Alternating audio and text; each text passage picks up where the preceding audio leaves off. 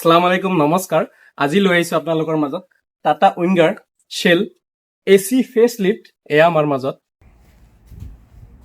এয়া সন্মুখৰ পৰা দেখা পাইছে মাজত দিয়া আছে টাটাৰ লোগো ক্ৰোম এলিমেন্ট ডিআৰএল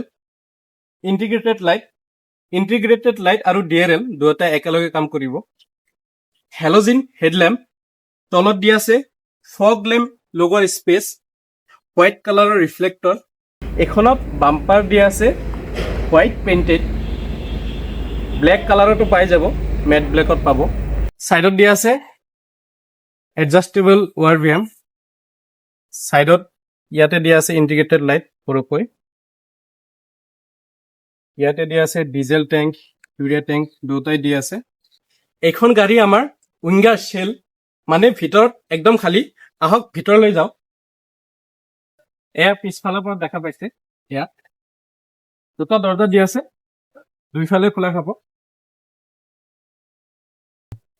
এয়া মই ভিতৰত আহিলো এয়া ভিতৰত দেখা পাইছে একদম কমপ্লিটলি খালি ভিতৰৰ পৰা ইখন গাড়ী ইটোৱে স্পেশালিটি গাড়ীখন ভিতৰৰ পৰা খালি আপুনি যিকোনো ফৰ্মত গাড়ীখন বনাব পাৰে ambulance family van staff van school van caravan আৰু লগতে কমাৰ্শিয়াল ইউজৰ কাৰণে যিকোনো ফৰ্মত বনাই গাড়ীখন চলাব পাৰে আপুনি বেঞ্চত বনাব পাৰে স্ট্যান্ডাৰ্ড বনাব পাৰে লগতে লাক্সাৰিও বনাব পাৰে এনি ইউজৰ কাৰণে ল'ব পাৰে এসি ব্লাৰ দুটাকৈ দিয়া আছে এটা লাইনত আৰু ইটো সাইডে এটা দিয়া আছে ইটো চাই এটা আইডিয়া ল'ব পাৰে চেয়াৰৰ কাৰণে সিট আপুনি ইটো লেয়াৰত দুটাকৈ বহাব পাৰে আৰু ইটো লাইনত এটাকৈ বহাব পাৰে মানে 2x1 এনেকৈ বনাব পাৰে এটা অপশন পাই যাব নহলে কিছুমানে ভিআইপি সিট বনায় ইটো সাইডে বেড বনাই দিয়ে ইটো সাইডে চেয়াৰ বনাই দিয়ে এটো আপোনাৰ হিচাপত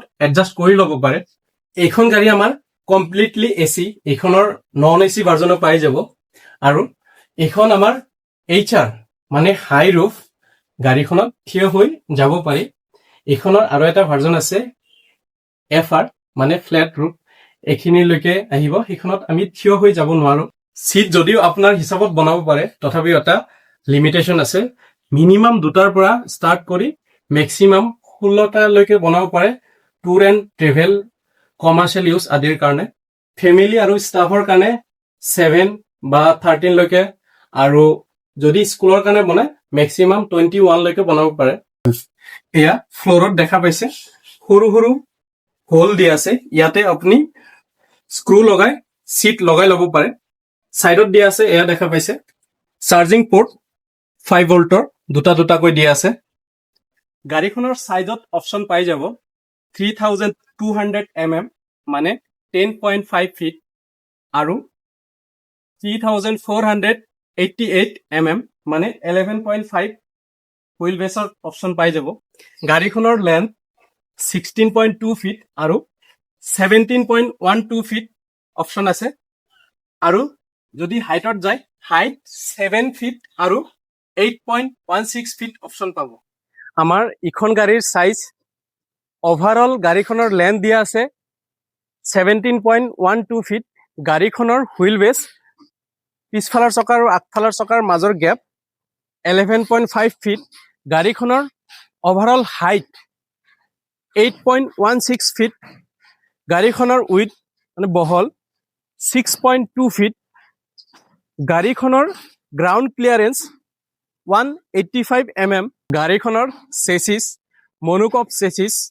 গাড়ীখনৰ suspension front suspension coil spring suspension দিয়া আছে গাড়ীখনৰ ৰিয়াৰ সাসপেনশন প্যাৰাবলিক লিফ স্প্ৰিং গাড়ীখনৰ জিবিডব্লিউ 3.5 টন এটো একুৰেট নহয় মানুহ প্লাস সিট কম বা বেছি হলে ওয়েটটো কম বা বেছি হ'ব পাৰে গাড়ীখনৰ ডিজেল আৰু ডেফ ট্যাঙ্ক ইয়াতে দিয়া আছে এয়া দুটা একেলগে দিয়া আছে দেখা পাইছে ডিএফ ট্যাঙ্ক দিয়া আছে 16 লিটাৰ ক্যাপাসিটি আৰু ডিজেল ট্যাঙ্ক ক্যাপাসিটি দিয়া আছে 60 লিটাৰ গাড়ীখনত টায়াৰ দিয়া আছে সিট কোম্পানীৰ 195R 15LT মানে 15 ইঞ্চ ৰেডিয়েল টিউবলেস টায়াৰ দিয়া আছে গাড়ীখনত ব্ৰেক দিয়া আছে ফ্ৰন্ট ব্ৰেক টুইন ক্যালিপাৰৰ সৈতে ডিস্ক ব্ৰেক দিয়া আছে ৰিয়াৰ ব্ৰেক দিয়া আছে, ABS-ৰ সৈতে ড্ৰাম ব্ৰেক দিয়া আছে।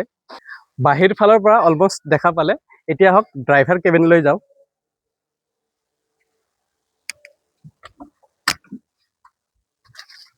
এতিয়া মই ড্ৰাইভাৰ কেবিনত বহিলো। ষ্টেৰিং দিয়া আছে, পাৱাৰ ষ্টেৰিং এয়া দেখা পাইছে।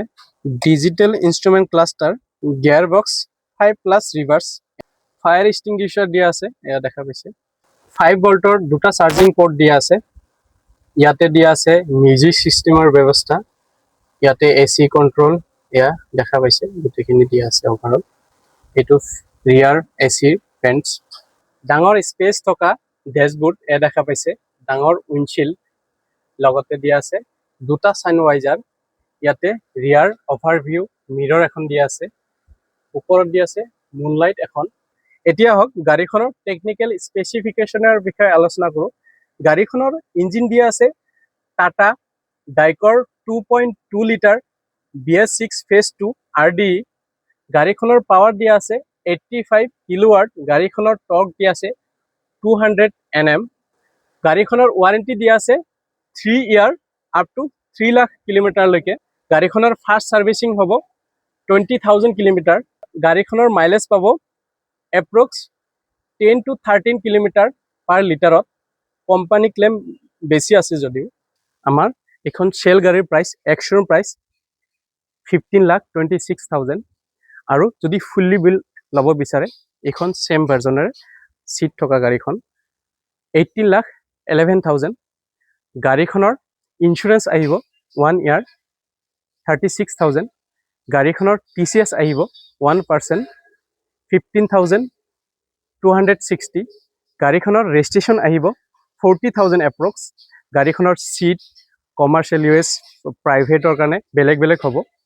গাড়ীখনৰ VLTD আহিব 8,500।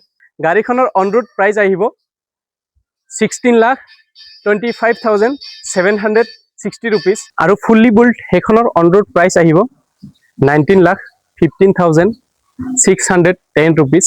ইয়াৰ পৰা লেছ হ'ব উইংগাৰ শ্বেল আৰু উইংগাৰ ফুল্লি বিল্ডৰ মাজত। প্ৰাইচ ডিফাৰেঞ্চ অলমষ্ট 3 লাখ টকা আহিব।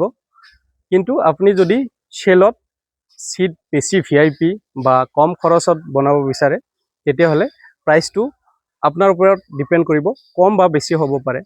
এইখন গাড়ীৰ লগতে যদি টাটাৰ যিকোনো গাড়ী ল'ব বিচাৰে, মোক যোগাযোগ কৰিব পাৰে। গোটেইখিনি প্ৰচেছ মই কৰাই দিম, বুকিংছৰ পৰা আৰম্ভ কৰি ফাইনেন্স, RTO, পাৰ্মিটৰ, all Assam permit, 3 state permit আদি কৰি গোটেইখিনি প্ৰচেছ মই কৰাই দিম। যদি আপোনালোকে ইউটিউবৰ থ্ৰুদি আহি মোক যোগাযোগ কৰে, তেতিয়াহ'লে মোৰ ফালৰ পৰা এক্সট্ৰা ডিছকাউণ্ট কৰাই দিম। তো মোৰ ফোন নাম্বাৰ, এড্ৰেছ দিয়া আছে, যোগাযোগ কৰিব পাৰে। ধন্যবাদ।